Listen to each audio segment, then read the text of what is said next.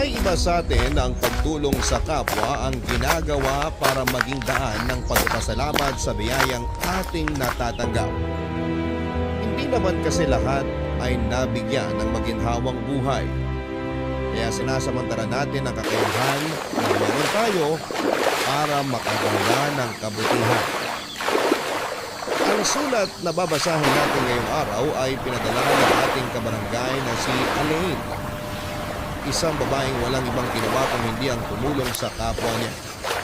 Dahil lumaki siya sa isang magaan na buhay. Kasama ang kanyang mapagmahal na magulang. Yun ang naisip niya para makapagpasalamat sa poong may kapal. Naniniwala kasi siya na ang dahilan kung bakit nagkaroon siya ng masaya at magaan na buhay ay para makatulong siya sa ibang tao na mas nangangailangan. Ang hindi niya alam, ang kabutihan na ginagawa niya ay magiging daan pala para mapahamak siya.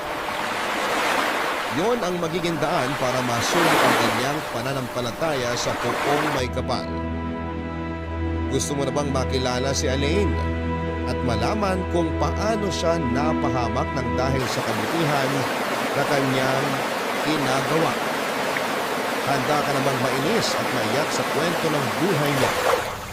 Kagaya ka rin ba niya na matulungin sa kapwa? Yung tipo na mas pipiliin ang tumulong sa iba kesa sa bigyan ng atensyon ng sariling luho. O mas pipiliin mong magbulag-bulagan sa totoong kalagayan ng naghihirap na mga tao. Si Elaine kaya, anong dahilan niya para magkaroon siya ng mabuting hangarin para sa iba? Nagsisi kaya siya na mas inuna niya ang ibang tao kesa sa sarili niya? Malalaman natin ang landas na pinili niya dito sa mga kwento ng pag-ibig, buhay at pag-asa sa nangungunang Barangay Love Stories. Dear Papa Dudut, isang mapagpalang araw sa inyo at sa lahat ng mga nakikinig ngayon. Itago niyo na lamang po ako sa pangalang Elaine. 35 years old at nagtatrabaho bilang virtual assistant at nakatira dito sa Quezon City. Libangan ko na talaga ang makinig sa inyong radio program dahil naka-work from home naman ang setup ko sa trabaho. Araw-araw talaga akong nakikinig sa inyo at matagal ko rin pinag-isipan bago ko nabuo ang desisyon ko na gawin ko itong sulat ko sa inyo. Isang masayang pamilya ang nakagisnan ko. Parehong may malaking negosyo ang mga magulang ko at solong anak nila ako. Kaya naman masasabi ko na lumaki ako sa magaan na pamumuhay. Nang makapagtapos ako ng kolehiyo noon ay hindi ko agad kinailangan maghanap ng trabaho dahil patuloy pa rin ang allowance na natatanggap ko mula sa parents ko. Hanggang sa maisipan ko na maging volunteer sa mga organisasyon tumutulong sa mga taong nangangailangan sa buhay, Papa Dudut.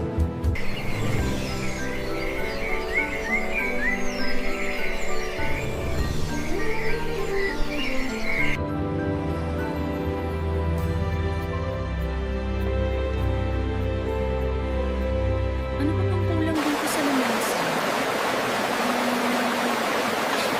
Yung mga nakatak pala na susok guys, dapat nandito na rin. Ano talaga yun? Ayun, nakita ko na yung malaking plastic. Dapat nilagay na rin to ng organizer kanina para matuwa yung mga bata pag nakita nila to. Hi, miss. Tulungan na kita. O sige, kasi baka dumating na rin yung mga bata galing sa bahay ampunan. Ito isa pang plastic, ilagay mo banda dyan sa lamesa yung mga laman. Okay, ako na lang maglalagay dito. Sigurado ako na matutuwa kaagad yung mga bata pag nakita nilang puno ng mga gamit tong lamesa. Oo nga. Malapit ng pasukan kaya may excite sila sa mga to. Ayan, tapos na rin tayo. Ang ganda na lalong tingnan nitong lamesa. Thank you sa pagtulong sa akin, ha? You're welcome. Wala na rin naman akong ginagawa sa loob. Matagal ka na rin bang tumutulong sa mga madre kapag may ganitong charity event sa lugar na to? Hindi masyado. Pero yung parents at ate ko, madalas dito kapag may ganitong event. Kaya pala parang hindi ka pamilyar sa akin. Ay, Elaine nga pala. Ako naman si Alfred. Alam mo, Nakakatuwa naman yung mga parents at ate mo. Pati na rin ikaw kasi buong pamilya talaga kayong pumupunta para tumulong sa mga ganitong charity event. Mahilig kasi talagang tumulong ang parents ko sa mga batang nasa ampunan. Mahilig din sila sa mga bata. Lalo na't wala pa silang apo sa amin ng ate ko. Naalala ko tuloy parents ko. Hinahanapan na rin ako ng apo. Ang totoo, matagal ko na rin gustong tumulong sa parents ko. Lalo na pagdating sa mga ganitong charity event. Naging busy lang ako sa pagmamasteral ko sa college. Pero ngayon na graduate na ako, medyo dadalas na pagsama ko sa kanila sa mga ganitong lakad. Ikaw, madalas ka ba dito? Oo, marami kasi akong libreng oras kaya dito ko talaga binibigay para naman hindi masayang. Kasama mo rin ba ang parents mo? Hindi, pero supportive naman sila sa mga ginagawa ko. Minsan nga nagluluto pa yung mommy ko ng mga pagkain na dadaling ko dito eh. Hindi lang siya nakakasama sa akin dito kasi may trabaho sila ni daddy. Nakakatawa rin palang parents mo. Sigurado ko na sa kanila ka nagmana. Yan din ang palagi kong naririnig. Nung dalaga at binata pa raw kasi silang dalawa, madalas din silang pumunta sa mga ganitong charity event. Baka nga magkakilala na rin mga parents natin eh. Alam mo, siguro nga. Kasi nakwento rin sa akin ni na mami na dati pa nila ginagawa to. Kahit nung hindi pa sila mag-asawa ni daddy. Malalaman natin yan kapag nakwento ko na kayo sa parents ko. Ay, pasok na muna tayo sa loob kasi baka may kailangan pa tayong gawin doon. Okay, tara. Papadudod sa pagtulong sa mga batang nakatira sa bahay ampunan ang pinaka-paborito kong ginagawa bilang volunteer. Marami kasi ako mga kwentong naririnig mula sa iba't ibang bata. Mga kwento ng buhay nila na madalas na nagpapaiyak sa akin. At sa isang charity para sa bahay ampunan ko na rin nakilala si Alfred. Matangkad siya, matipuno ang pangangatawan. Mukhang edukado at mabait na tao. Nalaman ko na nakaugalian na rin ang pamilya nila ang tumulong sa mga bata. At pati na rin sa mga pamilyang nasa lanta ng bagyo. Meron siyang sariling sasakyan at ganoon din ang ate niya na pinakilala niya rin sa akin ang araw na yon. Mabait din ang parents niya nang makilala ko sila papadudod. Sa paraan ng pakikipag-usap nila sa akin ay ramdam ko. Nagaling din sila sa isang maayos at may kayang pamilya. Nakakatuwa lang malaman na may mga kagaya talaga nila. Naging hobby na ang pagtulong sa kapwa. Kaya naman madalas ko nang nakikita at nakakasama si Alfred sa mga charity event na pinupuntahan ko papadudod.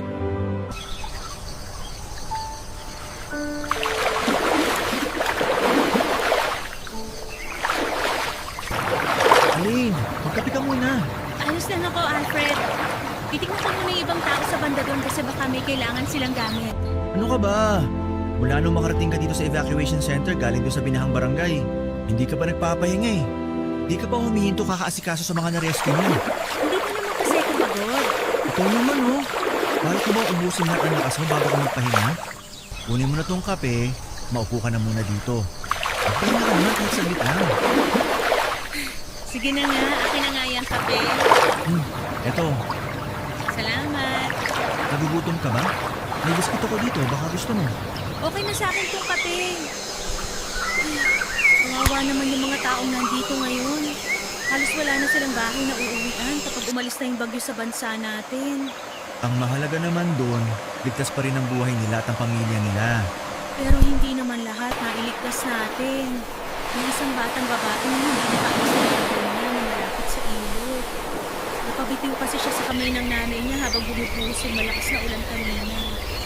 Ang sabi ni Kapitan, wala na raw buhay yung bata nung makita nila. Ramdam ko tuloy. May kasalanan ako dahil sa pagkamatay niya. Huwag mong sabihin yan kasi wala kang kasalanan. Nagulat na nga lang ako kanina nung malaman ko na sumama ka pala sa mga rescuer na pumunta din sa barangay na halos lamunin ng baha. Ang sabi pa na nakausap kong rescuer, munti ka na rin daw matangay ng malakas na agos ng baha dahil sa pagligtas mo dun sa isang batang lalaki. Nakita ko kasi siya na mag-isa lang habang nakakapit sa may mataas na gate kaya pinilit ko kagad na makalapit sa kanya. Mabuti na lang at pareho kaming hindi tinangay ng malakas na agos ng tubig. Hindi kayo pinabayaan ng Diyos. Lalo ka na kasi alam niya na may mabuti kang puso. Tanda mo ilagay sa panganib ang buhay mo para lang makapagligtas ka ng buhay ng ibang tao. Sa totoo lang, Aline, Minsan nagtataka na ako sa'yo eh. Yung dedication mo na makatulong sa iba, to the highest level eh. Masarap naman kasi talagang tumulong, di ba? Hindi naman kasi lahat kagaya natin na nakakaranas ng maginhawang buhay. Naiintindihan ko yun. Pero minsan kasi, parang ang lalim na ng dahilan mo kung bakit ginagawa mo lahat ng to. Alam mo, ang galing mo rin bumasa ng tao, no? Pero tama ka. Siguro nga may ibang dahilan talaga ako kung bakit ko ginagawa to. Hindi ko lang maamin sa sarili kong tungkol sa bagay na yon. Anong ibig mong sabihin? Ay, ang totoo, Alfred. Ampun lang ako ng parents ko. Ha? Talaga? Oo. Pero kahit kailan, hindi ako nagkaroon ng hinanakit tungkol sa bagay na yun. Palagi pa nga ako nagpapasalamat sa Diyos kasi binigyan niya ako ng adoptive parents na kagaya nila Mami at Daddy. Kung hindi dahil sa kanila, baka matagal na akong wala sa mundo na to. At parang ang pasasalamat ko kung ginagawa kong pagtulong ngayon sa ibang tao.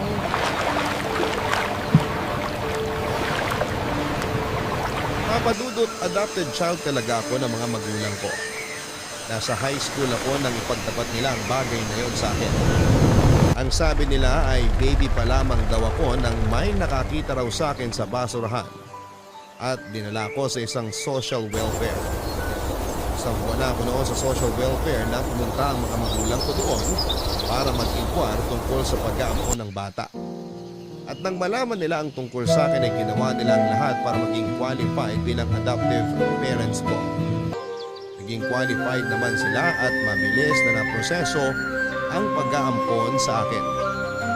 Wala kasing kakayahang magkaanak si Daddy. Kaya nag-decide na lamang silang mag-ampon. At pakiramdam daw nila pareho na ako raw talaga ang binigay ng Diyos para maging anak nila. Kahit kailan ay hindi ako nakaramdam ng hinanakit sa mga kinilala kong magulang papadali.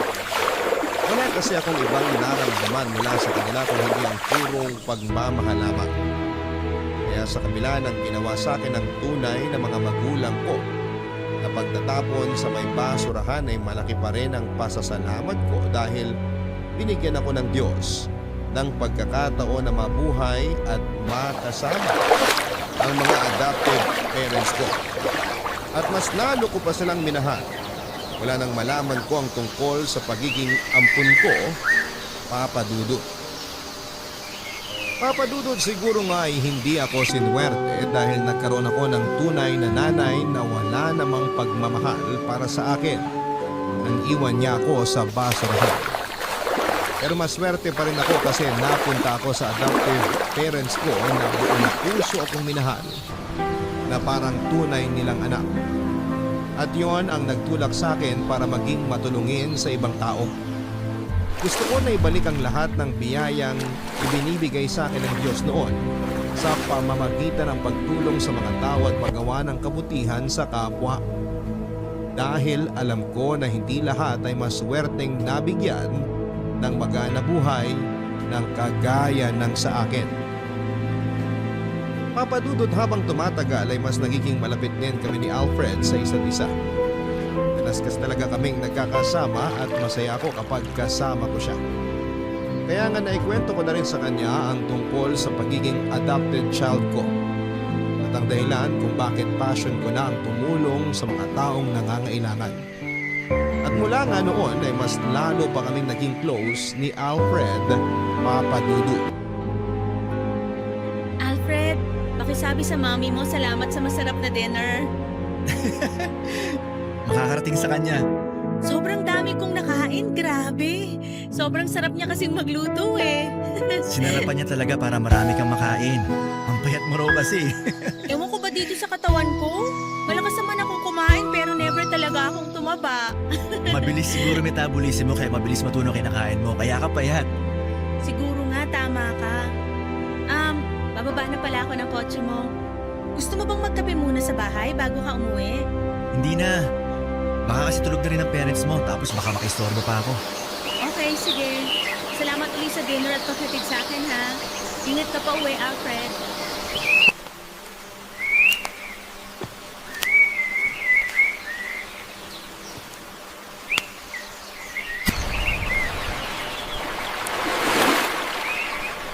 Aling! O bakit? Akala ko hindi ka na papasok sa loob ng bahay para magkape. Oo nga, pero may nakalimutan na pala akong ibigay. Ano yon? Eto, flowers tsaka chocolate. Thank you. Pero para saan to? Wala lang. Gusto lang kitang bigyan. Okay. Thank you uli. Sige ha, pasok na ako sa loob. Ingat ka sa pagta-drive mo, Alfred. Aline, sandali lang ulit. Ano na naman, Alfred? Gusto sana akong sabihin sa'yo. Ano yun? Sabihin mo na yan kasi parang maiihi ka na dyan sa kaba mo eh. Ano ba to? Bakit ba ako natutorpe? Ang totoo, Aline, ano kasi, Gusto mong manligaw sa akin? oo, ang ibig ko sabihin, teka, paano mo nalaman yung gusto kong sabihin? Sobrang obvious mo na kasi. Sobrang torpe mo nga lang. Sorry hindi ko kasi talaga alam kung paano ko sasabihin sa'yo. Hindi naman talaga ako torpe. Talaga? Oo, sa'yo lang ako na torpe ng ganito. Pero, ayun nga, okay lang naman kung manligaw ako sa'yo, di ba? Oo naman, syempre. Talaga? Ayos! Uy, makaayos ka naman dyan. Parang sinagot na kita. Sorry, natuwa lang ako kasi pumayag ka naman ligaw ako sa'yo. Bakit naman ako di papayag? Wala naman akong boyfriend. Basta galingan mo sa panliligaw, ha? Gusto ko na hindi lang ako yung nililigawan mo, kundi pati na rin parents ko. Oo naman! Gagawin ko lahat para makuha ang tiwala ng parents mo at ng pagmamahal mo. Promise yan! Sus, gawin mo, wag puro salita. O sige, pasok na ako sa bahay namin kasi gusto ko na rin magpahinga. Salamat uli sa paghatid sa akin. Bye, Alfred!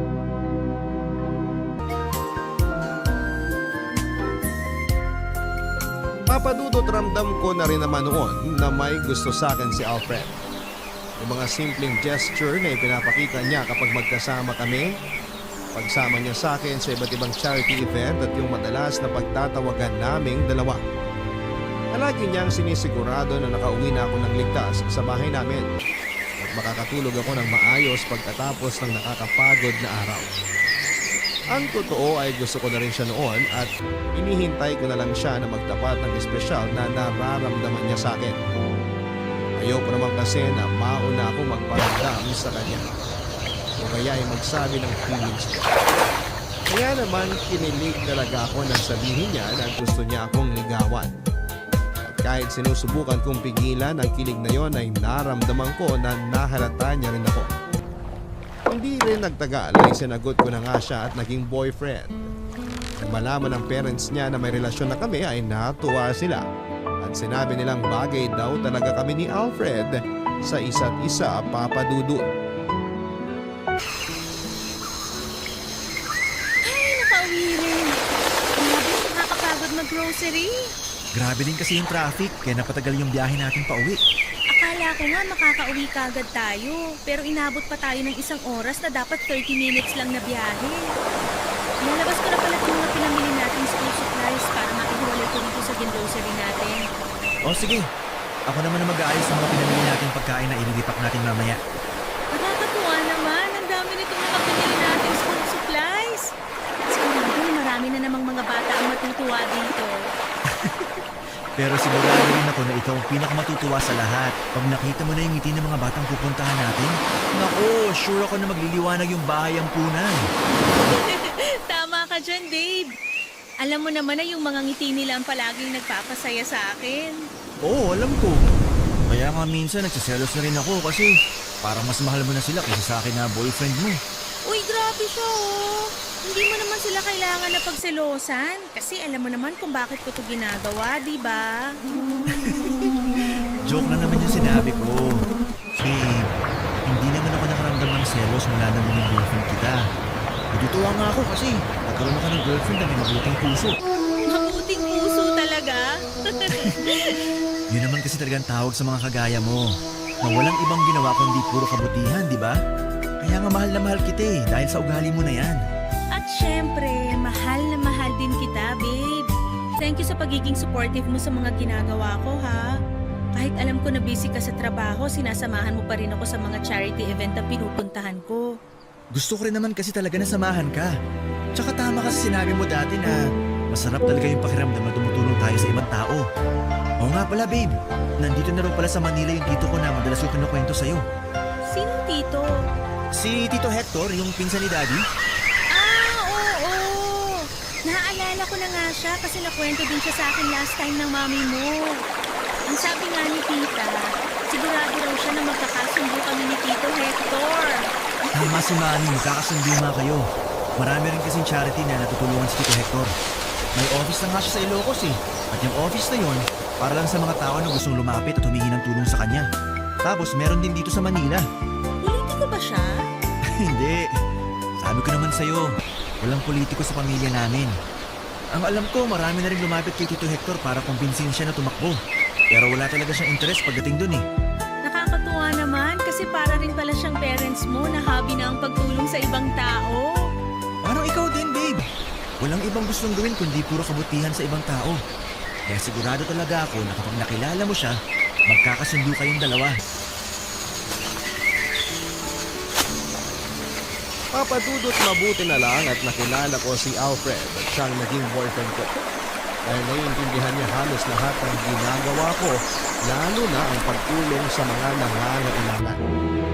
Sa totoo lang kasi hindi ako mahilig makipag-date, mamasyal o kumain sa sosyal na mga restaurant at kung ano-anong surprises. Sinabi ko pa nga kay Alfred noon na huwag niya akong masyadong bibigyan ng mga regalo. Siya pa naman yung tipo na mahilig sa mga sorpresa at magbigay ng iba't ibang bagay bilang regalo. Ang sabi ko ay kung bibigyan niya ako ng regalo ay pwede sanang mapapakinabangan ng ibang tao. Sako ng bigas, mga dilata, cup noodles, school supplies at kung ano-ano pa. Noong una akala niya ay joke lang ang sinasabi ko na yon pero nang malaman niyang seryoso ako, madalas niya akong dinadalhan ng mga grocery na pwede namin i-repack at ipamigay sa ibang tao. Papadudot ang pagpunta sa mga charity event ang madalas naming naging bonding ng boyfriend kong si Alfred. Nakakatuwa kasi at nakikita ko na nag-i-enjoy din talaga siya sa mga ginagawa namin. Hindi siya yung napipilitan lamang na samahan ako. Lalo na at may mga natutulungan na rin sila ng pamilya niya na charity noon pa man. Kaya nga kapag nag-dinner ako sa bahay nila kasama ang pamilya niya, ay wala kaming ibang pinagkwentuhan kung hindi ang mga taong natutulungan namin. Sinabi ng kapatid at parents niya na maswerte raw si Alfred. Nagkaroon ng girlfriend na kagaya ko na may mabuting puso. Na walang ibang iniisip kung hindi ang kabutihan para sa ibang tao. Sinabi ko naman na swerte rin ako kasi natagpuan ko si Alfred. Kasi siya yung tipo ng tao na kagaya ko na hindi makasarili at handa ring tumulong sa iba. Naiintindihan niya ang dahilan kung bakit ganito ang ugali ko. Naiintindihan niya kahit na madalas na wala akong oras para sa relasyon namin. Naiintindihan niya lahat dahil mahal niya ako pati na rin ang ginagawa naming kabutihan para sa ibang tao, papadudot. Babe, ang bongga talaga mag-celebrate ng birthday nung lolo mo, no? Medyo. Dito na lang kasi sa mga ganito nakikita yung mga kamag-anak ko. Parang naging family reunion na rin pala yung birthday celebration niya. Ganun na nga, babe. Yung ibang kamag-anak namin, umuwi pa galing abroad o kaya lumuwas pa galing sa malayang probinsya. Karamihan nga sa mga kamag-anak mo ang susosyal magsalita, saka ang gaganda ng bag na dala. Halatang may kaya rin talaga sila sa buhay kagaya nyo. Madiskarte lang din talaga sila kagaya ng parents ko. Yung iba sa kanila, hindi nakapagtapos sa pag-aaral, pero hindi hamak na mas maganda yung buhay kaysa sa amin. Hindi naman kasi talaga nakukuha yung tagumpay sa kurso na tinapos mo o sa ganda ng school na pinanggalingan mo. Nasa diskarte pa rin yun ng isang tao. Mismo! Pero babe, hindi ko talaga in-expect na ganito kalaki ang birthday celebration na to. Hindi ka nga pala nakapunta last year, no? Oo nga eh. Kasi may nakaset na akong lakad nung date na yun. Kaya nagulat talaga ako sa laki ng birthday celebration na to. Kung alam ko lang, mas ginandahan ko sana yung suot ko na dress ngayon. Babe, kahit naman anong suot mo, ikaw pa rin ang pinakamagandang babae sa araw na to. Sus, pinuwala pa ako nito. Totoo yun! Alam mo naman na hindi ako kulero. Ay, kukuha lang pala ako ng inumin, babe. may gusto ka bang ipakuha na pagkain sa akin? Buko salad na lang, Dave. Okay, sige. Baligyan ka agad ako.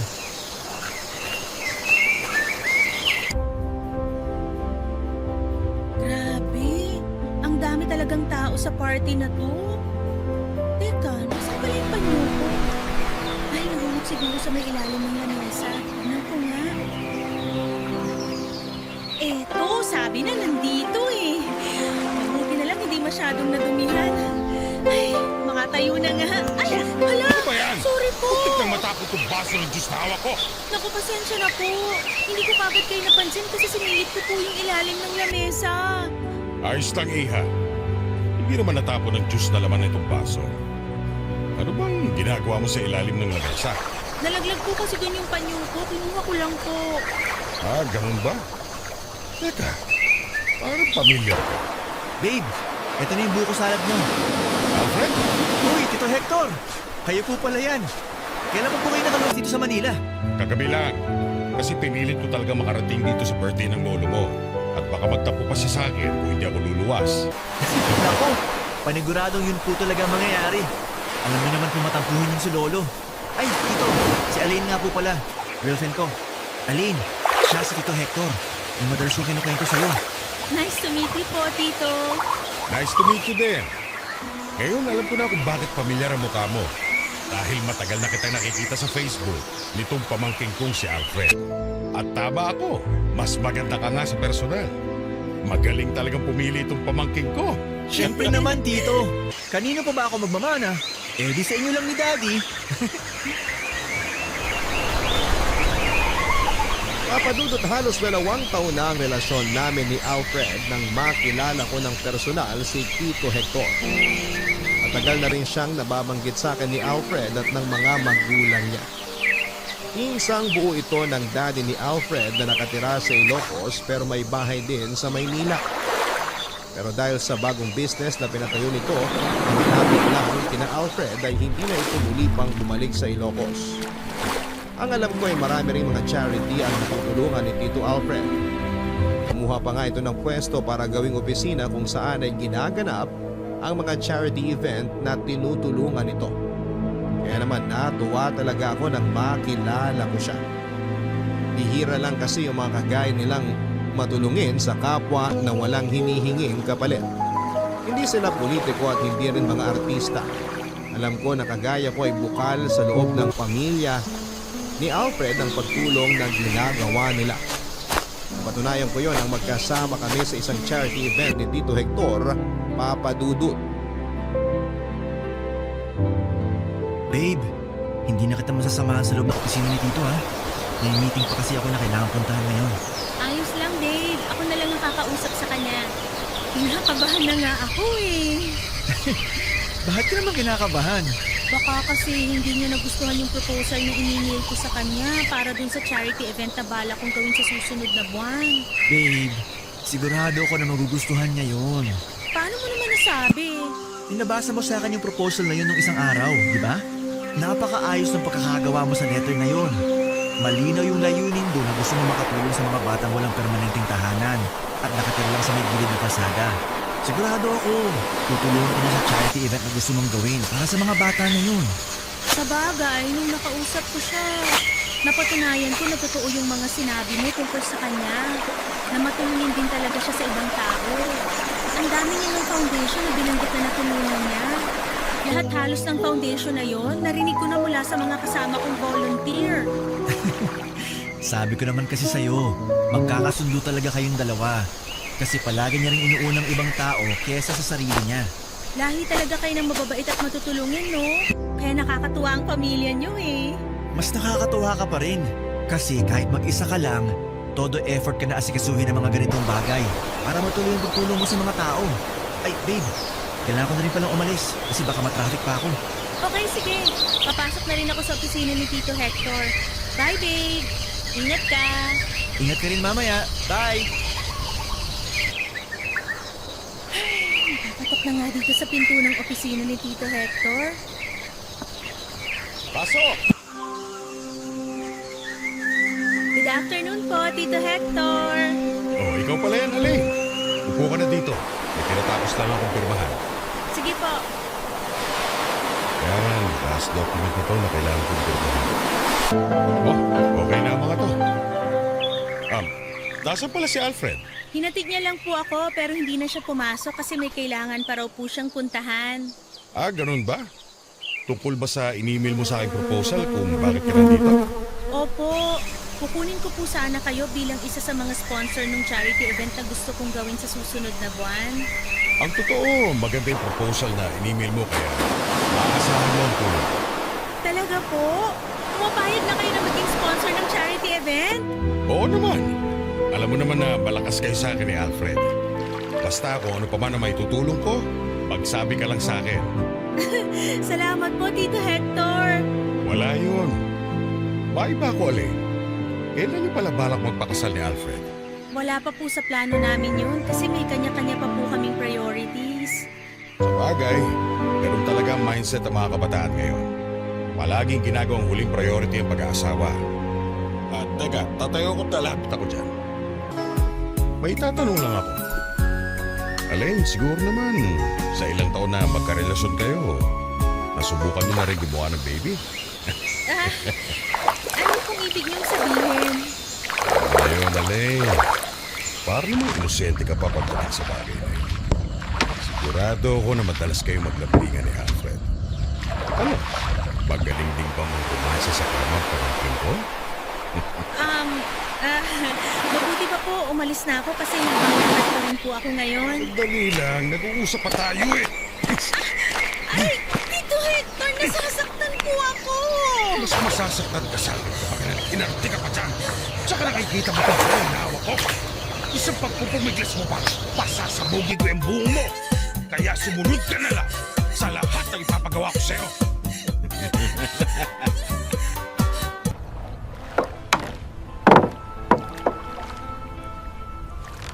Papadudot, ilang beses na rin kaming nagkasama ni Tito Hector sa mga charity event kaya unti-unti na rin niyang nakuha ang tiwala ko.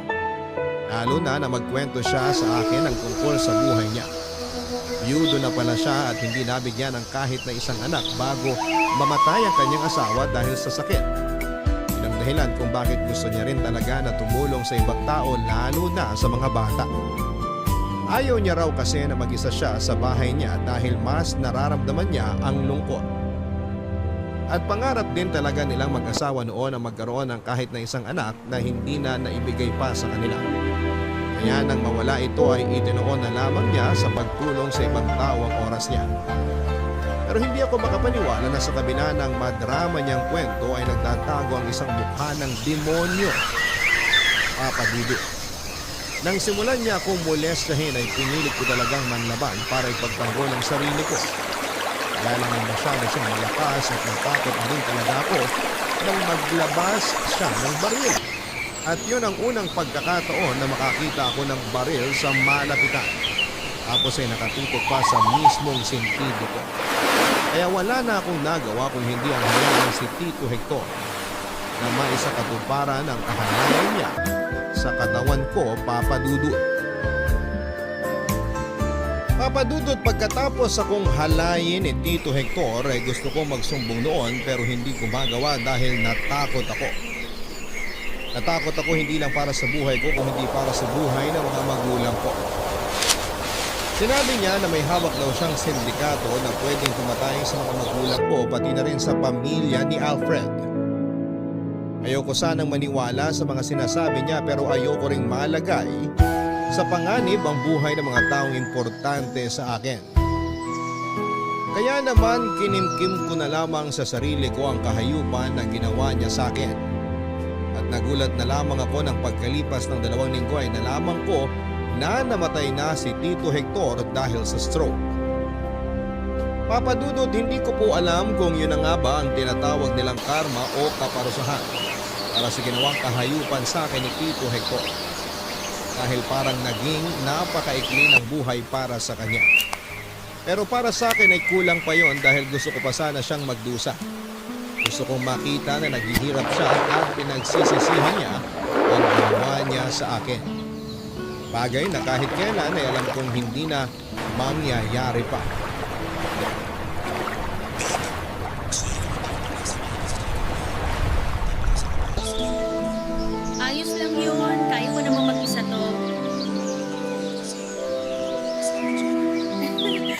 ka ba? Hindi naman seryoso tong follow-up check-up na gagawin ko. Medyo alarming na hindi magkaroon ng dalaw sa loob ng 2 buwan ng isang babae. Hindi nakaka-experience nun. Kaya pinitingin ko na rin para sigurado.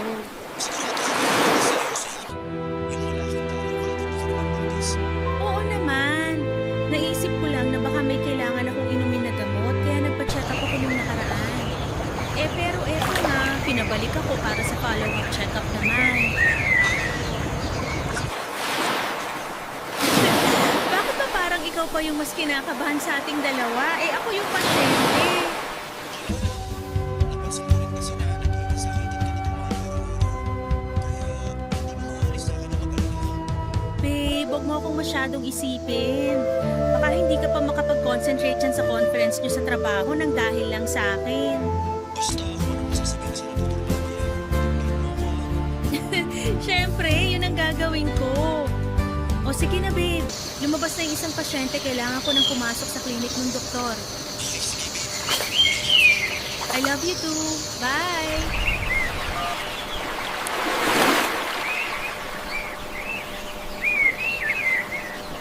Hi, doktora. Ako po yung next patient. Elaine po ang pangalan ko. Pasok ka at maupo ka dito, Alain. Sige po.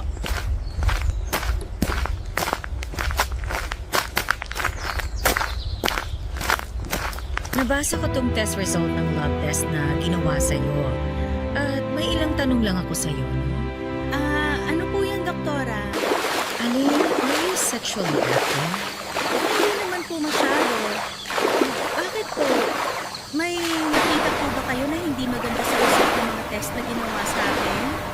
Bago ko sagutin ang tanong na yan, gusto kong malaman kung may kasama ka bang pumunta dito sa ospital. Wala po. Hindi ko naman po kailangan ng kasama. Doktora, sabihin niyo na po sa akin ang totoo. Ano po bang sakit ko? Ay, huwag ka sana mabibigla at tatagan mo ang loob mo, ha? Kasi, based dito sa result ng lab test na ginawa sa'yo, HIV positive ka, Alain. Hindi totoo yan. Nagkakamali lang kayo.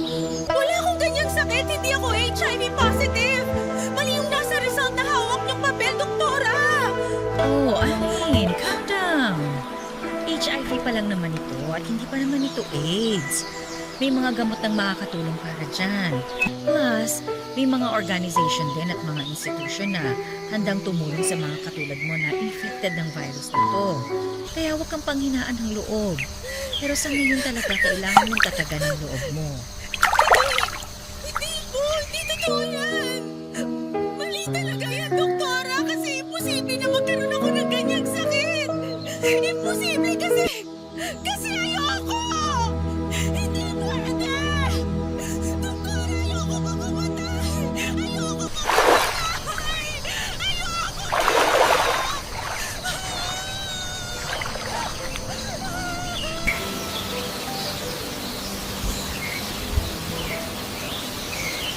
Papadudot ni isang beses ay hindi ako pumunta sa burol, lalo na sa libing ni Tito Hector. Nagdahilan na lamang ako noon kay Alfred na masama ang pakiramdam ko. Ang kwento niya ay marami raw ang nakiramay at nalungkot sa pagkawala ng tito niya. Marami raw kasi itong natulungan. At habang narinig ko ang kwento niya ay nagpipigil ako ng mga luha ko. Dahil hindi ko masabi sa kanya ang kahayupan na ginawa ng tito niya sa akin. Papadudot isang buwan ang lumipas nang mailibing si Tito Hector ay nagsimula akong maging sakitin. Pabalik-balik na ubo at paninikip ng dibdib ang nararamdaman ko. At nagkaroon din ako ng kakaibang mga rashes kaya nag-decide na ako magpa-check up. Pero ibang dahilan ang ibinigay ko kay Alfred kung bakit ako magpapa-check up noon. Sa unang araw ay niresetahan ako ng gamot para sa ubo. Pero kinuhanan pa ako ng dugo at pinabalik pagkalipas ng 2 araw. Ibang doktor na ang pumunta sa akin noon at nang makita ko pa lang, ang mga nakadisplay sa opisina niya ng mga poster at brochure ay tungkol ito sa HIV. Manig na kagad ang mga tuhod ko sa kaba. Parang gusto ko nang maiyak kaagad kahit na hindi ko pa man narinig ang sasabihin ng doktor. Nang malaman ko na tamang hinala ko ay tuluyan ng sumabog ang mga luha ko. At may pa ang pag-iyak ko noon nang maging pareho lang ang resulta na nakuha ko mula sa isa pang ospital na pinagdalhan ng dugo para ipalaboratory test ulit ako, Papa Dudut. Hi, babe! Alfred? Anong ginagawa mo dito sa bahay? Ayaw mo kasi na mag-date tayo kaya pinuntahan na lang kita dito. Pero sinabi ko naman kanina sa text na masama ang pakiramdam ko, di ba? Oo nga. Pero gusto pa rin kitang puntahan kasi gusto kitang makita. Hindi ka na dapat nag-aksaya pa ng oras na pumunta dito. Hindi pa ba kasi ng oras na makasama ka, babe? Hindi mo ba ako papapasukin? May dala akong sisig dito na alam kong paborito mo. Halika, pasok ka na. Akin na yung hawak mo na pagkain. Ilalagay ko na sa plato para makain na natin. Ito. Nga pala, babe. Ano palang result ng check-up mo? Hindi mo na kasi ako in-update tungkol dun eh. Hindi naman seryoso kaya hindi ko na sinabi pa sa'yo. Pero anong sabi ng doktor?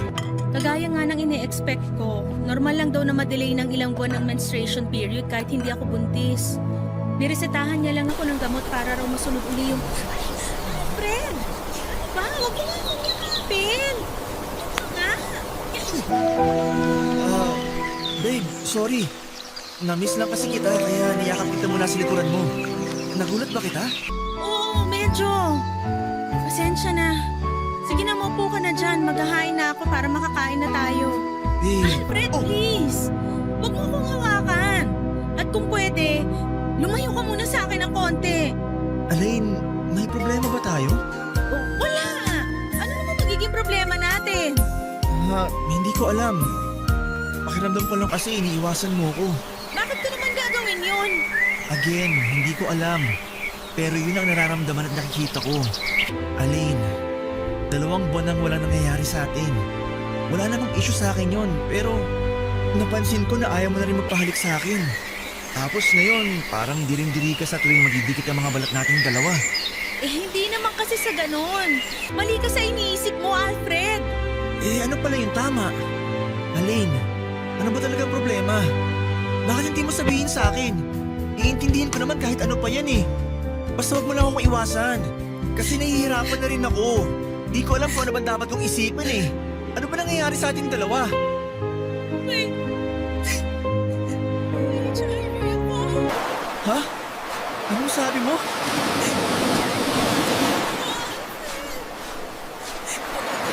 Bakit ayokong lumapit ka sa akin? Dahil natatakot ako na... Natatakot ako na baka mahawahan ka ng sakit na to. Nagmamatay ang Tito Hector mo, pinagsamantalahan niya ako. Ako napapatayin niya ako. At parents ko pati na rin kayo. Kaya hindi na ako nakapagsumbong sa mga pulis. Tito Hector! Sa kanya ko nakuha tong sakit na to! Alain, sorry. Sorry kung hindi kita naprotektahan. Sorry kung nagawa ka na masama ni Tito Hector. Ano ka kasalanan? Ito lang! Takot na ako! Kasi ayoko mamatay! Natatakot ako mamatay dahil sa sakit na to! Hindi ko makamatay, Alain. Pangako, sasamahan kita sa lahat ng oras. Hindi kita iiwan. At tutuparin pa rin natin ang mga pangarap natin. Mahal na mahal kita.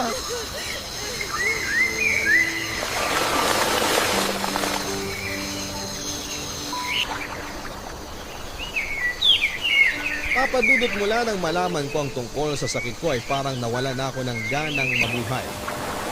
Paramdam ko rin noon ay may taning na ang buhay ko kahit sinabi ng doktor na nasa stage 1 pa lamang ako ng HIV. Alam naman kasi natin na wala pang kahit anong lunas ang sakit na ito.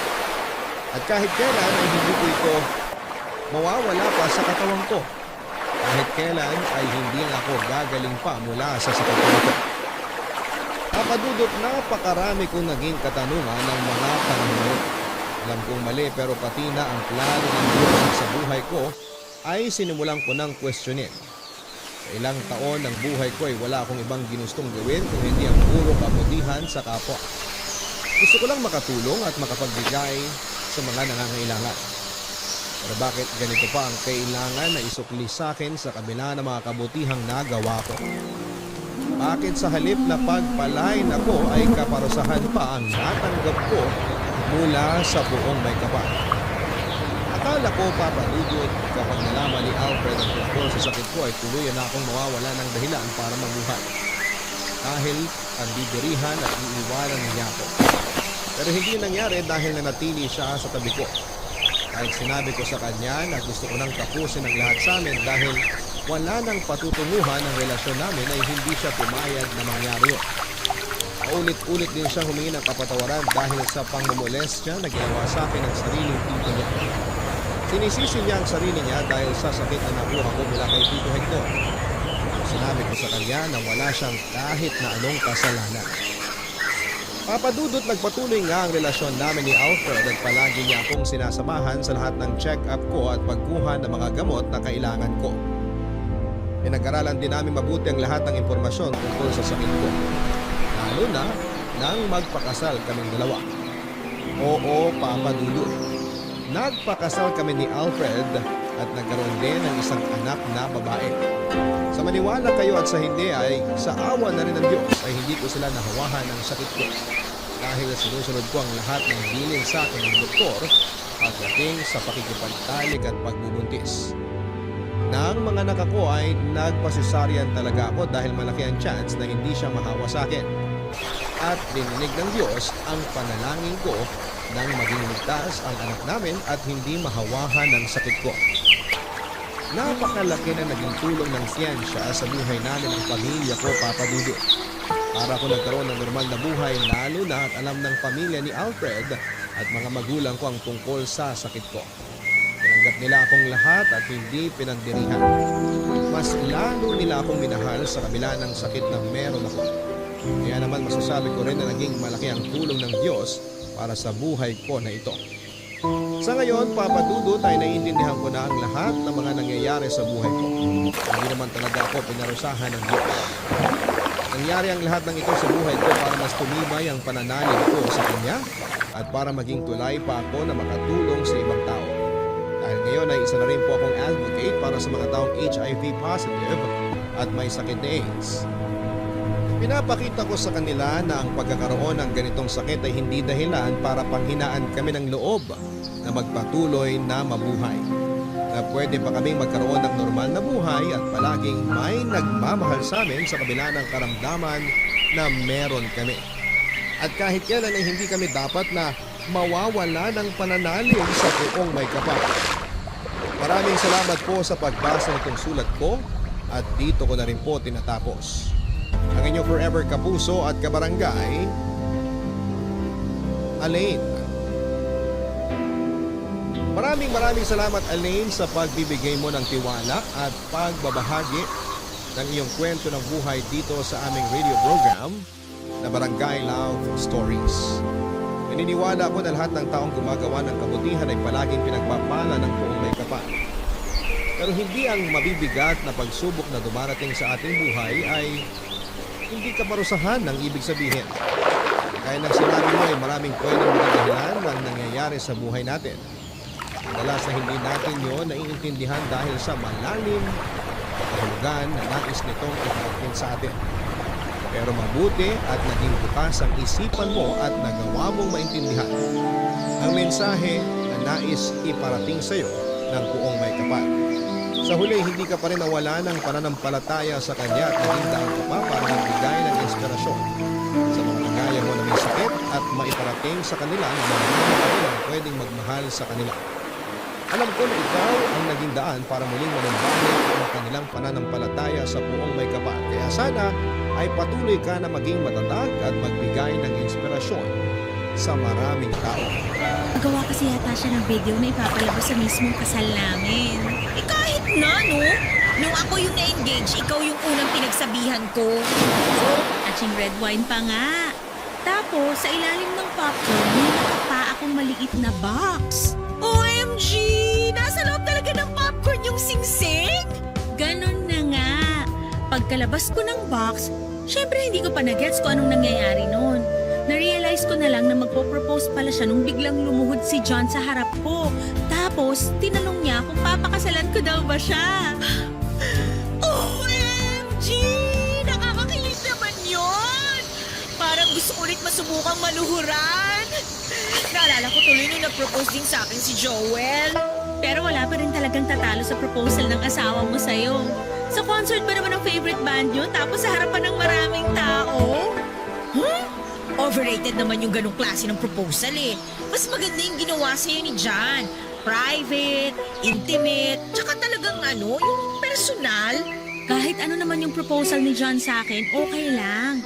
Ang mahalaga, ikakasal na ako! Sa October na lang kasi yun lang yung time na available yung buong pamilya. Alam nga namang ikasal kami nang di kasama yung mga biyanan ko, no? Oh, may point naman. Pero hindi ba rainy season ng October? Ayun na nga eh. Dasal-dasal na lang talaga na sana wag umulan sa araw ng kasal ko. So, sino naman ang gagawin mong maid of honor? Tinatanong pa ba yan? Siyempre ikaw, wala nang iba. High school pa lang tayo, nag-promise na tayo na magiging maid of honor ng isa't isa, di ba? Pero hindi na pala maid of honor ang tawag sa akin.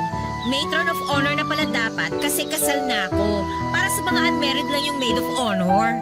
Matron, maid, same-same lang naman yan. Pareho lang din naman ang job description. Na-excite na tuloy ako. Kailan tayo magpaplano? Actually, nakaredy na yung checklist ko. Send ko sa'yo. Siyempre, ang uunahin natin yung pinakamahirap gawin, yung wedding gown. Magpapa-custom made ka ba? Pinag-iisipan ko pa. Kung kaya ng budget, baka. Pero pag hindi, hahanap na lang tayo ng hawig sa dream wedding gown ko.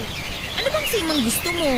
Gusto ko ng makulay, Sa mga sumunod na buwan ay wala akong ibang ginawa kundi ang magplano para sa wedding namin ni John Papadudut. Akala ko noon ay may enjoy ko ang pagpaplano para sa dream wedding ko pero may mga pagkakataong nakaka-stress din palang gawin ito. Bata pa lamang ako ay nakaukit na sa utak ko kung paano ang magiging takbo ng kasal ko. Mula sa isusuot, sa entourage, sa wedding cake, venue, pati sa wedding vow ay planado ko na noong bata pa lamang ako. Ganon ka-importante para sa akin ang wedding day ko, Papa Dudu. Pero hindi pala ganong kadali ang lahat, lalo na't kalaban dito ang gastos, oras, pati na rin ang mga maling desisyon. Unang paghahanda pa lamang ay nahirapan na ako kasama si Lilia ay sinuyod po namin ang lahat ng available na bridal boutiques para lamang mahanap ang gusto kong wedding dress. Simple lang naman ang gusto kong isuot, Papa Dudut. Yung sasakto sa fit lang at hindi gaano mahaba at malaki para maayos ako makapaglakad sa aisle. Ang maganda naman sa planning stage ay sa akin ibinigay ni John ang lahat ng desisyon kung paano ang itatakbo ng kasal. Malaki raw ang tiwala niya sa akin kaya naman kahit stress ay mas nangibabaw pa rin ang excitement ko, Papa Dudut. Pastel color ang theme ng wedding namin, Papa Dudut. Lavender ang napili kong kulay na sakto sa paborito kong flower. Pero kahit nasa akin ang bawat desisyon, hindi naman ako pinabayaan ni John, Papa Dudut. Lagi siyang nakaalalay sa akin at siya ang nagiging takbuhan ko sa tuwing nakakailangan ako ng mga opinion.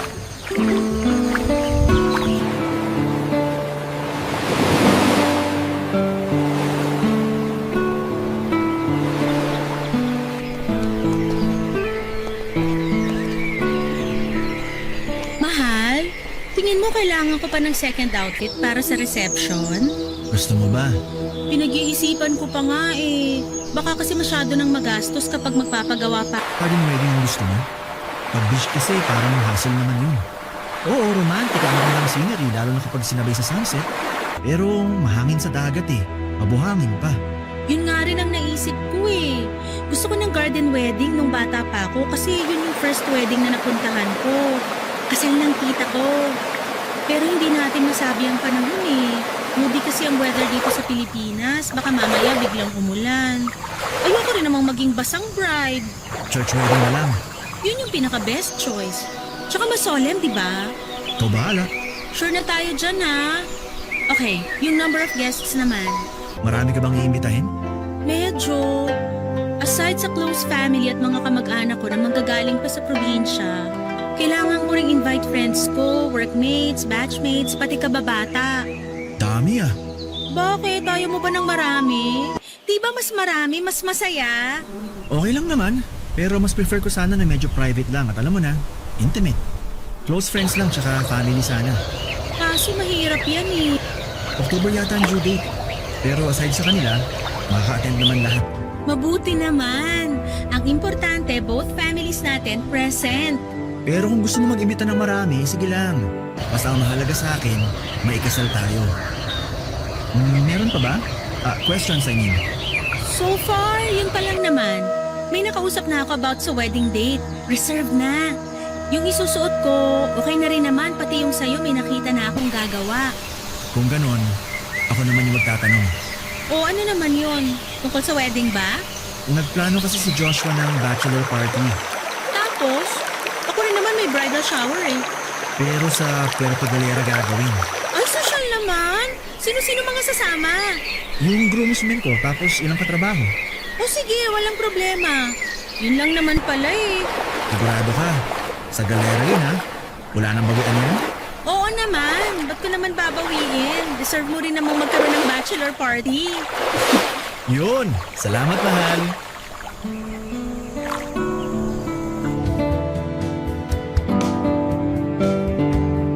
Papadudot mabilis na dumaan ang mga buwan hanggang sa dumating ang linggong pinakahihintay namin ni John.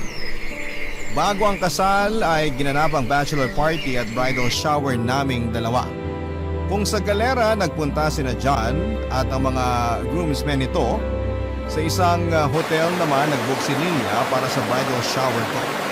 Kasama ang mga kapatid, pinsan at ilang kaibigan ay 2 araw namin celebrate ang mga huling araw ng pagiging alaga ko. Hindi pa nga ako makapaniwala noon, papadudot. Dati pangarap ko lamang ang ikasal at ngayon ay mangyayari na ito sa totoong buhay. Mula sa pagiging single ay magiging married na ang status ko sa mga ID at personal documents ko.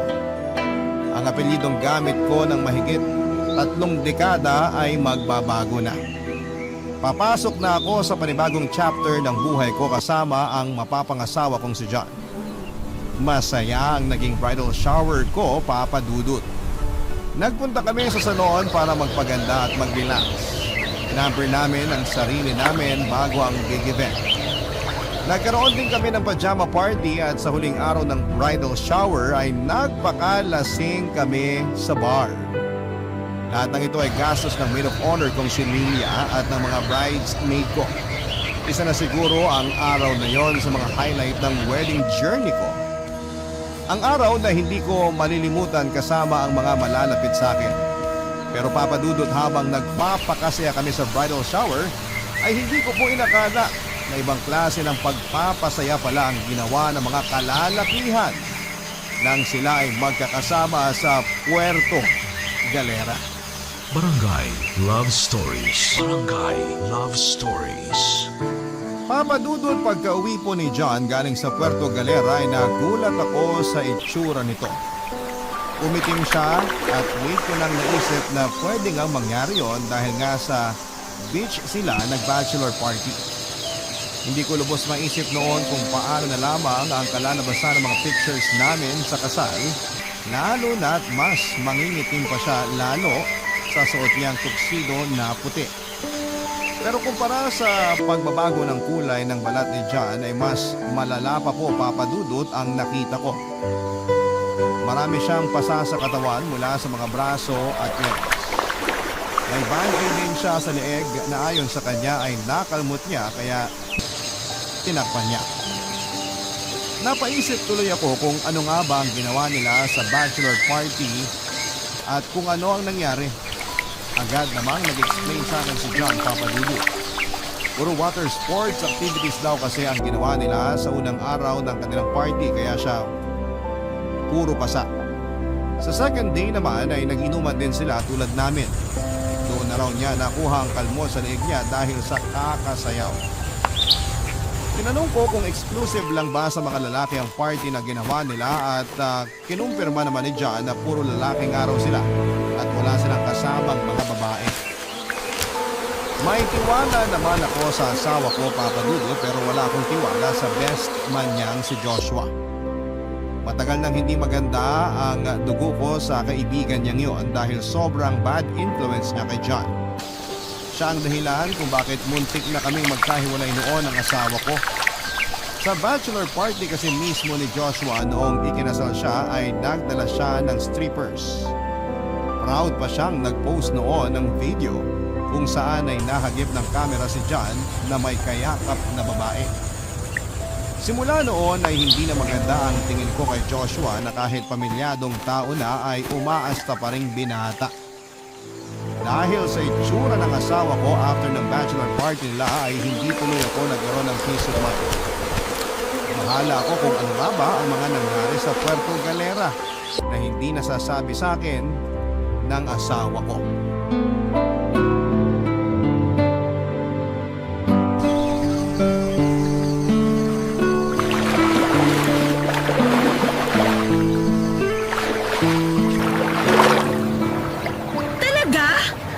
Siya ng pasa? Ano bang ginawa nila? Bachelor party o initiation ng fraternity? Nakakaloka ha? Kasalanan to ni Joshua eh. Sana di na lang ako pumayag na maggalera sila. Papahamak pa yung fiancé ko eh. Ay, hayaan mo na yun. Ang mahalaga, nakauwi naman ang buo si John. Lalo ka lang may stress niyan eh. 2 days na lang ikakasal ka na. Wala na dapat negative thoughts. Paano naman kasi naiinis ako? Nakita mo ba si John? Ang itim-itim niya. Siya at yung buong entourage niya. Nangitim dahil sa pag-party nila. Eh sino ba naman kasing tao ang magdadagat bago ang kasal? Kung tayo mga babae nagpapaganda, sila naman, ay, ewan ko ba? Gigil ako ha? Ewan ko nga kung ano tumakbo sa isip ng mga lalaking yun eh. Eh ikaw, ano naman ang tumatakbo dyan sa isip mo ngayon? Alam ko may something eh, ramdam kita. Medyo bothered lang ako. Oh, bothered naman saan? Tingin mo may mga kasama silang babae sa bachelor party nila? Sina John? Wala ba namang oo. Gano'n naman talaga sa bachelor party, di ba? Required ba talaga may babae sa bachelor party? Hindi ko lang sure, pero gano'n kasi yung mga napapanood ko sa TV tsaka sa mga pelikula eh. Ano ba sabi ni John? Tinanong mo ba siya? Oo, pero sabi niya wala raw silang kasamang babae. Oh, eh wala naman pala eh. So bakit ka nababother? Hindi ko alam. Parang may iba akong nararamdaman eh. Parang gut feel, ganun. Ay nako, nag-overthink ka lang. Mas matagal mong kilala si John kumpara sa akin. Pero based sa pagkakakilala ko sa kanya, kaya naman niyang kontrolin ang sarili niya eh. Pero naaalala mo pa ba yung nangyari ng bachelor party ni Joshua? Nung nag-away kami ng malala ni John? Yun ang naiisip ko eh. Nagbago na naman siya since then, di ba? Tsaka matagal na yun. Never naman na siya nagloko after noon. Sure ka ba? Paano kung hindi lang ako aware? Mars, malapit ka ng ikasal. Hindi maganda na ganyan ang iniisip mo sa asawa mo o sa magiging asawa mo. Tiwala yung pinakamahalagang bagay sa mag-asawa. Kung wala ka nun, masisira lang kayong dalawa. Hindi healthy na pinag-iisipan mo yung asawa mo lalo na kung sinabi niyang wala naman talaga. Kasama kasi niya si Joshua. Alam mo yun? Wala akong tiwala sa taong yun eh. Eh kung si Joshua lang naman ang pag-uusapan, malaki talagang chance na mag-cheat siya sa asawa niya. Makati pa sa higad yun eh. Pero si John? Mars, feeling ko hindi naman niya magagawa yun. Ikaw ba? Anong kasal niyo ng asawa mo? Anong nangyari sa bachelor party niya? Hindi siya nag-bachelor party. Alam mo namang hindi umiinom si Joel eh. Mabuti nga binigyan mo ako ng bridal shower kahit na dun lang tayo sa apartment mo noon. Ay, ano ba itong ginagawa ko? Yan din ang tanong ko. Hindi kaya wedding jitters yung nararamdaman mo? Yung bigla ka magkakaroon ng uncertainty sa mangyayaring kasal? Sana nga wedding jitters lang to. Normal lang naman kasi yan, Mars. Kasi malaking step ang gagawin mo sa buhay mo eh. Imagine, from Miss to Mrs., ikakasal ka na kaya? Hello? Pero wag mo hayaang lamunin ka ng negative thoughts mo. Magtiwala ka lang kay John. Sorry sa pagiging OA ko ha. Huwag ka mag-sorry, ano ka ba? Pero happy thoughts lang, okay? Alam mo mabuti natin gawin? i-check na natin yung wedding list mo kung prepared na ba lahat para hindi tayo magka-problem. Dahil hindi inaasahan ng dami ng bisitang nagpunta, pero nagawa naman po ito kaagad ng paraan. Bago natapos ang reception ay ipinalabas ni John ang video documentation na ginawa niya sa 8 years na relationship naming dalawa. Isa po itong slideshow ng mga pictures namin as boyfriend and girlfriend. Kasama rin sa video ang nangyaring proposal, wedding, preparation, highlights, sa bridal shower at bachelor party at ng mismong kasal at reception. Halos maiyak ako noon sa sobrang saya, Papa Dudut. Nang oras na yon ay tuluyan nang nawala ang pagkabahala ko sa asawa ko at kung ano man ang nangyari sa bachelor party nila. Nang araw na yon ay sinelebrate namin ang pagmamahalan naming dalawa ni John. Sa haba ng naging journey namin, sa wakas ay papasok na kaming dalawa sa bago naming buhay. Hindi na bilang magkasintahan kundi bilang mag-asawa na sa ngayon. Pagkatapos ng reception ay mabilis na nagsiuwian ang mga bisita. Natira ang mga pamilya namin at malalapit na kaibigan. Nagmadali rin naman kaming umalis ni John, Papa Dudu. Sa isang hotel kami nagpunta para pansamantalang magpahinga dahil kinabukasan ay may flight kami papunta sa Japan para sa aming honeymoon. Pero imbes na magpahinga ay binulabog kami ng isang insidente.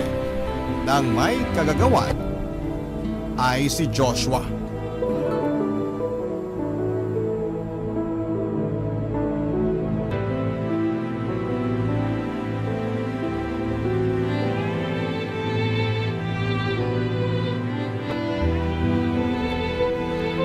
Alam mo, mahal, pagod na yung katawan ko pero hindi pa yung utak ko.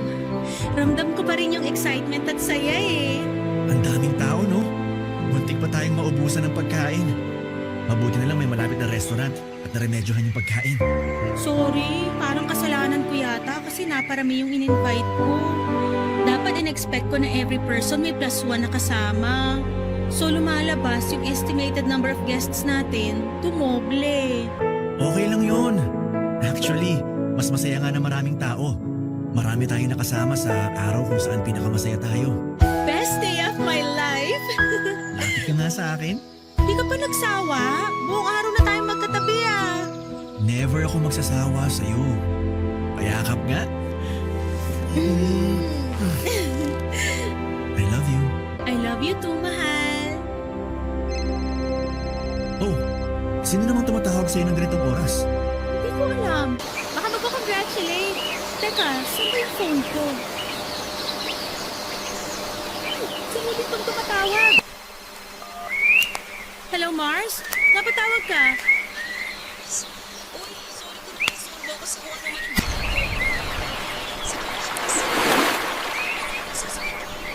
Ha? Bakit? Ano nangyari kay Joshua? Joshua? Anong meron kay Joshua? Nasa ospital daw eh. Hindi ko alam. Ano raw nangyari kay Joshua? Ganito kasi yun. Hindi ba nung sa yun? Sa reception?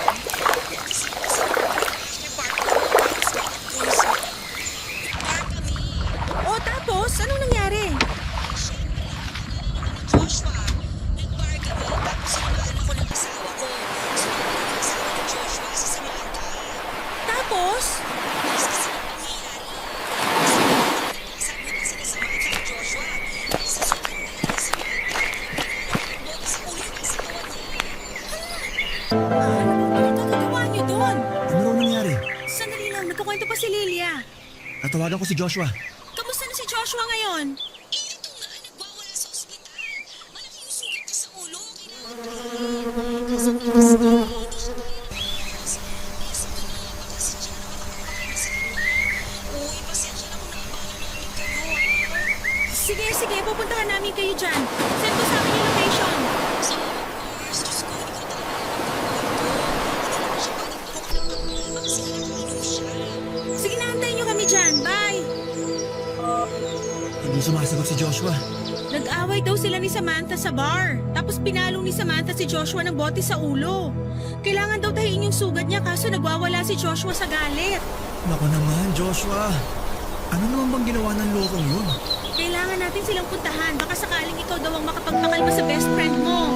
Ba't ba kasi lumabas pa sila? Nakainom na nga sila sa reception kanina eh. Okay naman yung mag-asawa kanina. Ba't sila nag-away?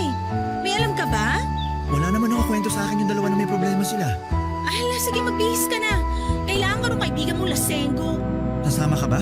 Siyempre, alam mo namang iwan mo ako mag-isa dito sa hotel. O sige, tara na. Kunin mo bag ko. Nandun yung susi ng sasakyan.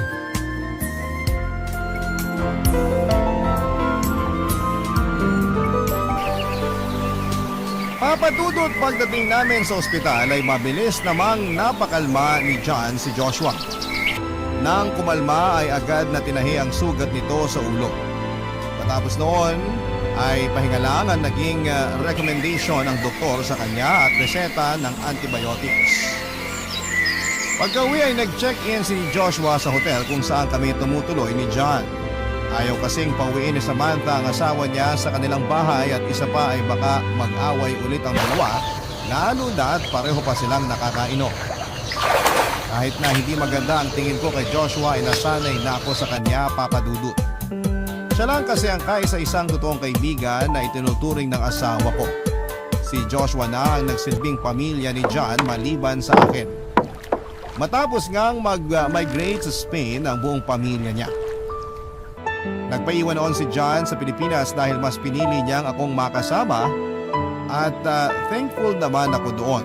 Tuwing nagkakaroon kami ng hindi pagkakaunawaan ng asawa ko ay si Joshua na ang naging takbuhan niya, katulad ng ginagawa ko na si Lilia ang lagi kong pinupuntahan kapag nagkakaproblema. Habang nasa biyahe pa uwi ay pinag-explain ni John si Joshua kung ano ba talaga ang nangyari. Habang nililinaw ni Joshua ang mga nangyari, ay may narinig ako na hindi ko nagustuhan. Nahuli raw kasi ni Samantha si Joshua na may kausap na ibang babae sa chat. Nasa dance floor noon si Joshua nang may tumawag sa phone nito. Hindi pinansin ni Samantha ang tawag pero nang may nag-notify na message sa phone ni Joshua ay nabasa ito ni Samantha. Ang babaeng nahuli ni Samantha na kausap ni Joshua ay walang iba kundi ang babaeng nakilala nila sa Puerto Galera. Ito raw ang parehong babae na iniregalo ni Joshua para kay John para sa kanyang bachelor party. Barangay Love Stories. Barangay Love Stories. Papadudod ng gabing yon ay may narinig akong kumpirmasyon mula kay Joshua na hindi ko nagustuhan. Confirm nga na may kasama silang babae sa bachelor party ni John at idininay ito mismo sa akin ng asawa ko noong tinanong ko siya. Ganon pa man ay sinantabi ko na lamang muna ang mga narinig ko dahil ayokong masira ang araw na yon para sa aming mag-asawa. Pagka-uwi namin sa hotel ay wala kaming imikan hanggang sa nakatulog na lamang kaming dalawa dahil sa pagod. Kinabukasan ay nagmadali kaming nag-ayos para makahabol sa flight namin papunta sa Japan dahil pareho kaming late nang nagising. Hindi na kami nagkaroon ng chance na pag-usapan ang mga narinig ko kagabi, Papa Dudu. In-enjoy na lang namin ang honeymoon namin na tumagal ng 1 linggo pero aaminin ko po sa inyo na habang nasa Japan, ayokong mang-spoil ang moment ay hindi ko na po tuluyang na-enjoy ang pagstay namin doon. Don't get me wrong, maganda po ang lugar, medyo magastos pero sulit naman na naranasan namin ang culture ng mga Japanese people pero dahil sa nangyari, bago kami lumipat papunta doon ay hindi na tumigil ang utak ko sa kakaisip kung ano nga ba ang nangyari sa bachelor party nila sa Puerto Galera. Major red flag po kasi Papa Dudut na nagsinungaling sa akin si John na wala silang kasamang babae sa party or in fact ay meron naman talaga. I feel betrayed and at that time ay mas lalo lamang akong nag-overthink dahil kung wala naman siyang itatago ay hindi siya magsisinungaling sa akin. Kaya bago kami makalapag sa Pilipinas ay kinausap ko na si John para maklear ang lahat habang nasa eroplano kami, Papa Dudu.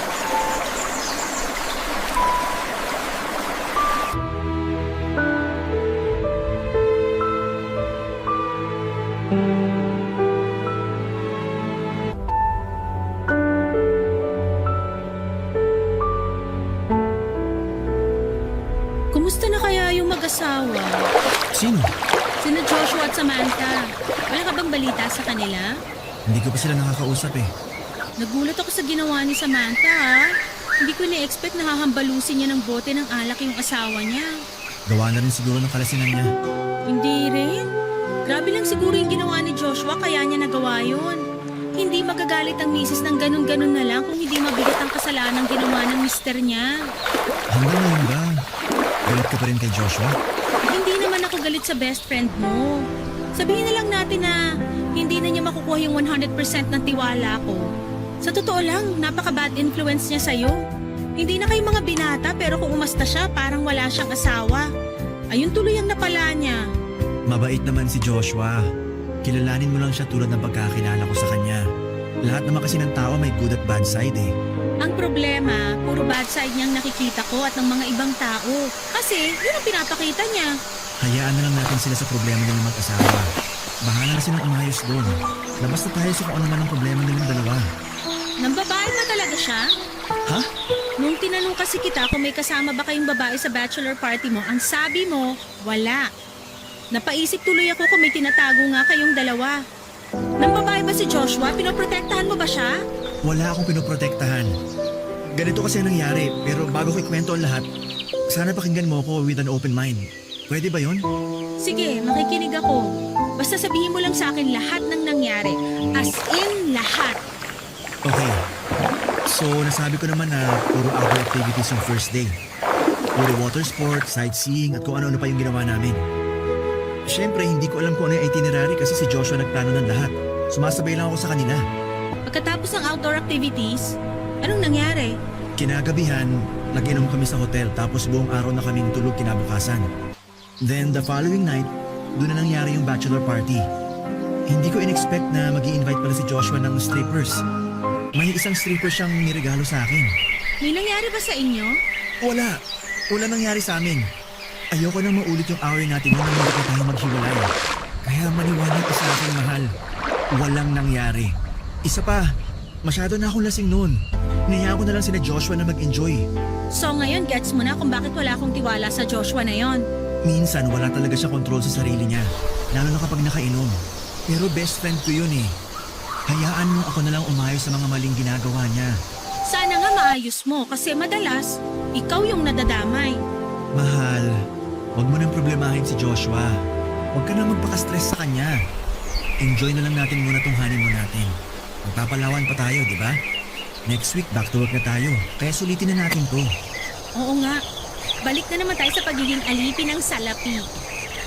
Ay, ang saya sana kung ganito na lang lagi ang buhay. Pasyal-pasyal na lang. Gawin natin to hanggang pagtanda natin. Kapag retire na tayo sa trabaho at nakapag-ipon na tayo. Promise mo yan, ha? Oo. Promise. Muli ay pinanghawakan ko ang kwento ni John, Papa Dudut. Pagkatapos ng honeymoon namin ay bumalik din kami kaagad sa trabaho pero ang kaibahan nga lang ay nakatira na ako sa isang bubong kasama ang asawa ko. Bilang bagong mag-asawa ay gusto na sana agad naming magkaroon ng anak. Kaso nga lang po ay nahirapan kaming makabuo at halos 8 buwan din po kami naghintay bago ako nagdalang tao. Katulad ng dati tuwing may bagong milestone sa buhay namin ni John, ay well documented po ito. Nang dumating ang araw na pwede nang malaman ang gender ng baby sa tiyan ko ay nagplano kaming magkaroon ng gender reveal party. Si Lilia ang inatasan kong unang tao na makaalam ng gender ng anak namin.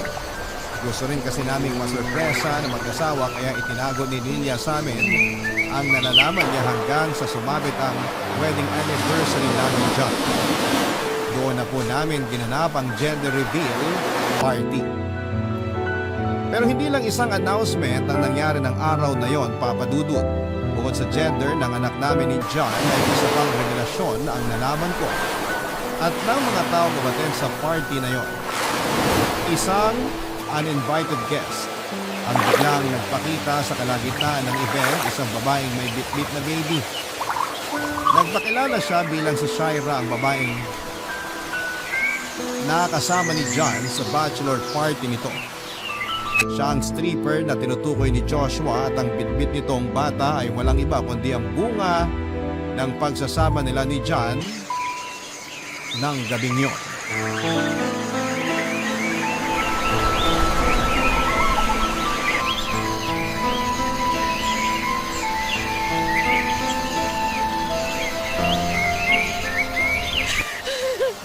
Mars, kalma ka lang, okay?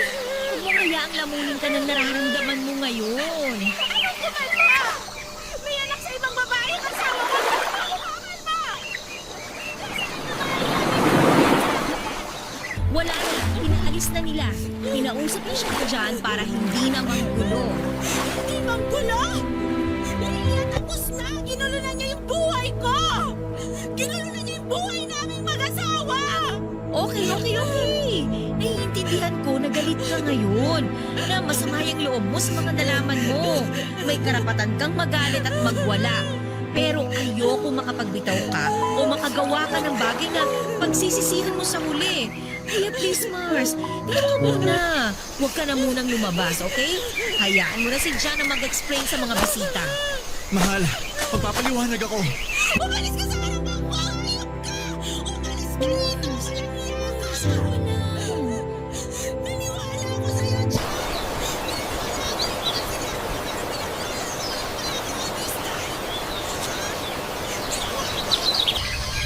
Please, hinanahon ka muna. Hayaan mo ko magpaliwanag.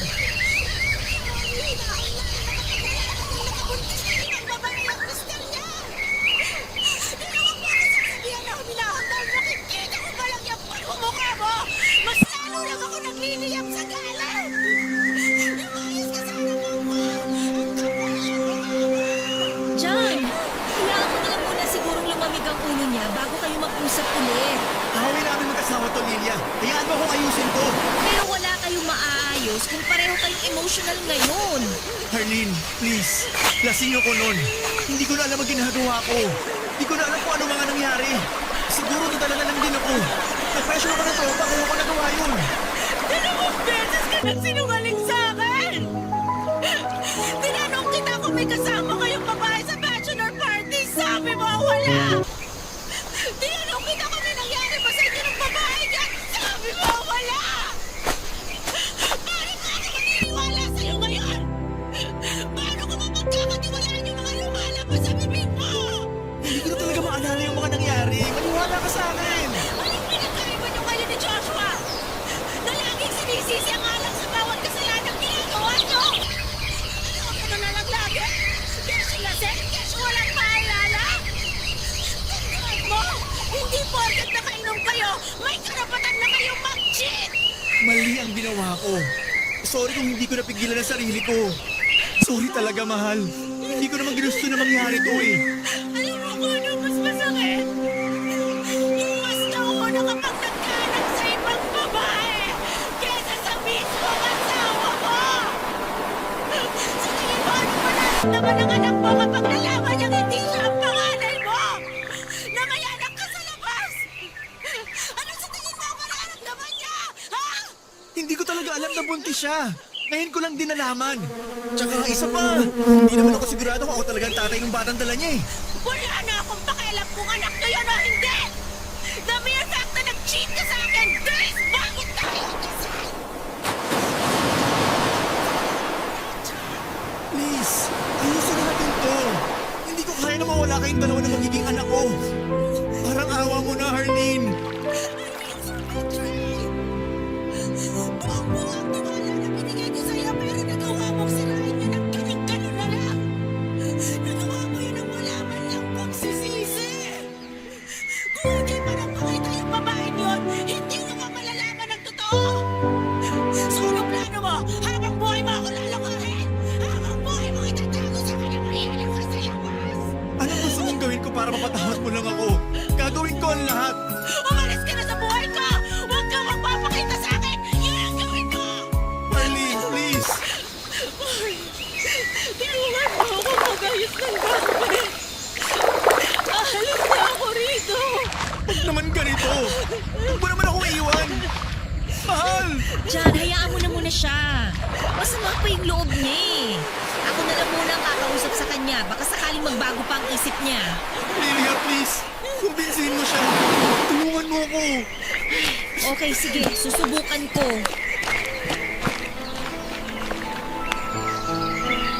Papadudot pansamantala akong umuwi sa probinsya namin para doon magpalamig ng ulo.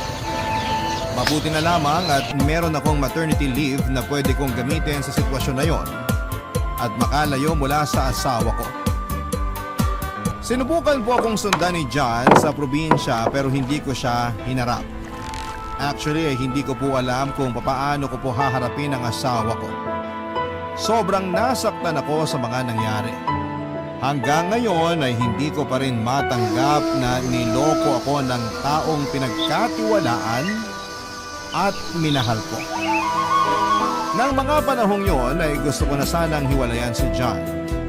Hindi ko kasi lubos maisip na magagawa niya ang bagay na yon kahit na ilang araw na labang ay ikakasal na kami noon. Lumipas ang ilang linggo ay dumating din ang due date ko, Papa Dudut, isang healthy baby girl ang pinanganak ko via normal delivery. Pinangalanan ko siyang Aliyah. Ito na po kasi ang pangalang dati na naming napagkasunduan ni John. Sa pagdating ni Aliyah sa buhay ko, Papa Dudut, ay bigla kong na-miss ang asawa ko. Never kasing dumating sa isipan ko na sasalubungin ko si Aliyah na mag-isa lamang. Ibang-iba ito sa pinapangarap ko. Hindi naglaon ang kagustuhan kong hiwalayan ang asawa ko ay unti-unti nagbago. Hindi ko rin po kasi matiis na lumaki ang anak ko nang walang ama. Mahirap magbigay ng second chance pero kailangan kong gawin ito alang-alang sa anak namin. Hindi si John ang bibigyan ko ng chance kundi bibigyan ko ng chance ang anak namin na magkaroon ng pamilyang buo. Kaya naman ang ginawa ko, Papa Dudut, ay kinausap ko si John at inalam kung ano ang plano niya sa amin at sa anak niya sa labas. Nakausap na niya ang babae, Papa Dudut, at napagkasunduan nilang magbibigay siya ng buwan ng sustento sa bata sa isang kondisyon.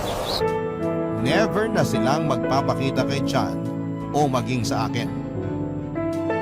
Bumalik ako sa bahay namin matapos naming magkaayos ni John at sinubukan ulit naming buuin ang relasyon naming nasira para kay Aliyah.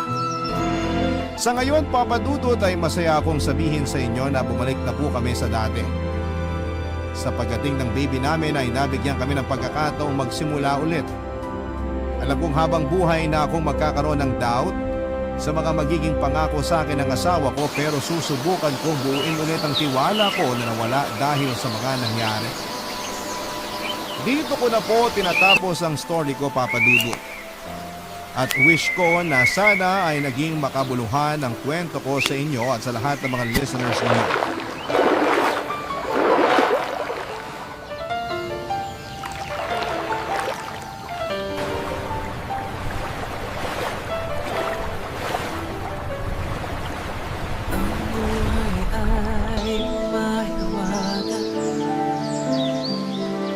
Laging may lungkot at saya sa Papa Dudut Stories. Laging may karamay ka.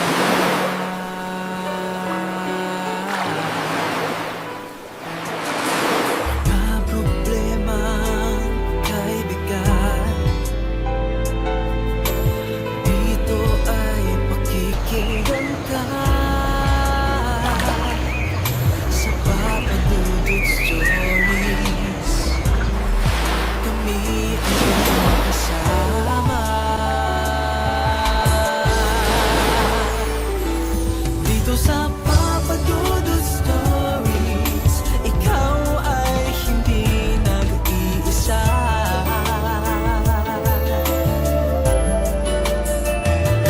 Dito sa Papa Dudut Stories, may nagmamahal sa'yo. Papa Dudut Stories, Papa Dudut Stories,